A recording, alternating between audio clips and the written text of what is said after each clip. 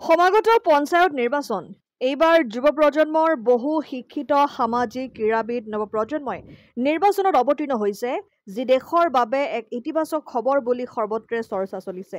এয়া মধ্য চাওখাট হাতীগড় গাঁও পঞ্চায়তৰ পৰিৱেশ।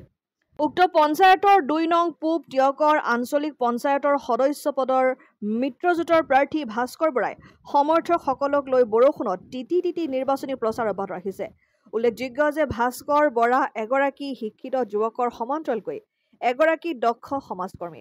এটা সময়ৰ কাকজান মহাবিদ্যালয়ৰ ছাত্ৰ একতা সভাৰ সাধাৰণ সম্পাদক, আছুৰ কাকজান আঞ্চলিকৰ সভাপতি আৰু বৰ্তমান অগপৰ ভাতৃ সংগঠন অসম যুৱ পৰিষদৰ কেন্দ্ৰীয় সমিতিৰ সাধাৰণ সম্পাদকৰ দৰে গুৰুত্বপূৰ্ণ দায়িত্ব বহন কৰা ভাস্কৰ বৰাই বিভিন্ন সময়ত বিভিন্ন সামাজিক কাম কাজৰ লগত জড়িত হোৱাৰ লগতে বিভিন্ন জনক সহায়ৰ হাত আগবঢ়াই আহিছে।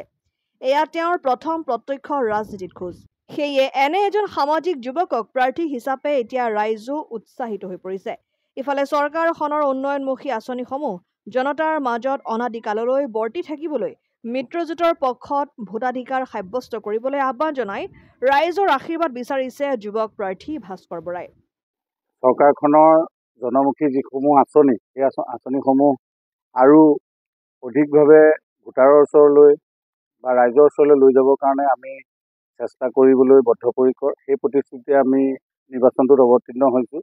অসম গণ পৰিষদ আৰু বিজেপি দলৰ মিত্ৰজোঁটৰ প্ৰাৰ্থী হিচাপে মই ইয়াত হাতী চিনত থিয় হৈছোঁ। গতিকে সৌদৌতিলৈ মই অতি আন্তৰিকতাৰে অনুৰোধ জনাম, হাতী চিনত ভোট দি যাতে আমাক জয়যুক্ত কৰে।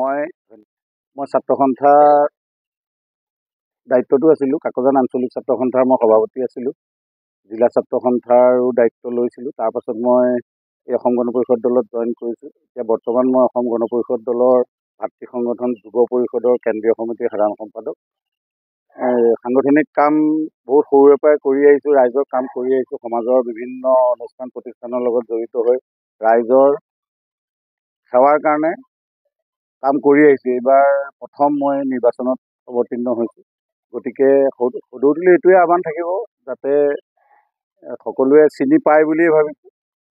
মোক আগতে পাই অহা অনুষ্ঠান প্ৰতিষ্ঠানত পাই অহা হিচাপে ৰাজনীতিটো যাতে সেইদৰেই গ্ৰহণ কৰে আৰু আগবাঢ়ি যোৱাৰ কাৰণে যাতে ভোটাৰ ৰাইজে আশীৰ্বাদ কৰে, ভোট প্ৰদান কৰে।